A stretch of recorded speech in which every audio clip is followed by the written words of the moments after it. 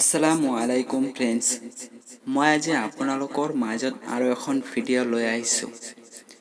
সেইখন হ'ল সৰু বাচ্চাই যদি অনবৰত কান্দি থাকে বা প্ৰত্যেক ৰাতি ৰাতি কান্দি থাকে, তাৰ বাবে আজি ইয়াৰ সমাধান লৈ আহিছোঁ।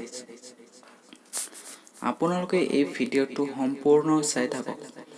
আৰু আপুনি যদি মোৰ এই তাবিজ চেনেলটো ছাবস্ক্ৰাইব কৰা নাই, তেতিয়াহ'লে এতিয়াই এই তাবিজ চেনেলটো ছাবস্ক্ৰাইব কৰি মোৰ কাষতে থাকক। এই চেনেলত মই ভালপোৱাৰ তাবিজ আদি কৰি সকলো ধৰণৰ তাবিজ, যেনে চাকৰি সম্বন্ধ, ব্যৱসায়ত উন্নতি হোৱা, দোকানত বিক্ৰী নোহোৱা দোকানৰ সমাধান ইত্যাদি ইত্যাদি। আৰু যিসকলে ইতিমধ্যে ছাবস্ক্ৰাইব কৰিছে, তেওঁলোকক অনেক অনেক ধন্যবাদ। এতিয়া বলক ভিডিঅ'টো আৰম্ভ কৰোঁ।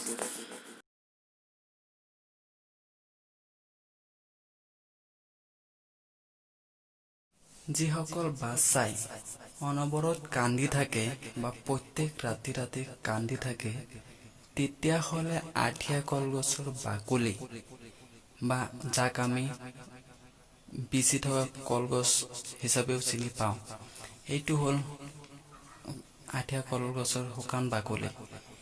এইটো আপুনি এনেকৈ মিহি কৰি ল'ব। লোৱাৰ পিছত মই স্ক্ৰীনত এটা দোৱা দিছোঁ, সেই দোৱা ভালকৈ মুখস্থ কৰি ল'ব। তাৰ পিছত যিকোনো সময়তে পাক পবিত্ৰ অৱস্থায় আপুনি এই কামটো কৰিব। কামটো হ'ল এই আঠিয়া কলগছৰ শুকান বাকলি এনেকুৱাকৈ মিহি কৰি ল'ব। তাৰ পিছত এইটো গাঁঠি দিব এনেকুৱাকৈ। গাঁঠি দিয়াৰ পিছত এই আয়াতখন এবাৰ পঢ়ি এই গাঁঠিৰ ওপৰত এবাৰ ফু দিব। এনেকুৱাকৈ আপুনি 7টা গাঁঠি দিব।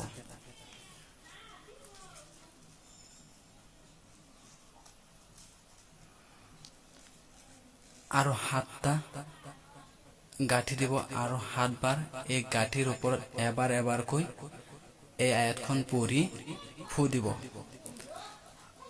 আৰু এই 7 বাৰ গাঁঠি দিয়াৰ পিছত আপুনি এই শুকান বাকলিখন সেই শিশুৰ গলত বান্ধি দিব। আল্লাহৰ ৰহমতে সেই শিশুৰ কান্না বন্ধ হৈ যাব। আশা কৰোঁ আপুনি ভালকৈ বুজিব পাৰিছে। আৰু যদি বুজিব পৰা নাই, তেতিয়াহ'লে কমেণ্ট বক্সত কমেণ্ট কৰিব।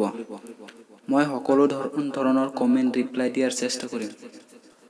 এতিয়া আপুনি নিজৰ ঘৰৰ বাহিৰেও গাঁৱৰ শিশুসকলক এই সমস্যাৰ পৰাই ৰক্ষা কৰিব পাৰিব। এই কাম কৰোঁতে কোনো শনিবাৰ বা মঙ্গলবাৰ নালাগে। আপুনি যেতিয়াই পাৰে তেতিয়াই কৰিব পাৰিব। অকল পাক পবিত্ৰ অৱস্থাই কৰিব লাগিব। এই ভিডিঅ'ৰ পৰাই যদি আপুনি অলপ হ'লেও উপকৃত হৈছে, তেতিয়াহ'লে এটা লাইক কৰিব। আৰু এই ভিডিঅ'টো ফেচবুক, হোৱাটছএপৰ জৰিয়তে আপোনাৰ বন্ধু বান্ধৱলৈ শ্বেয়াৰ কৰিব, যাতে তেওঁলোকে উপকৃত হ'ব পাৰে। আজিলৈ ইমানতে। খুদা হাফিজ।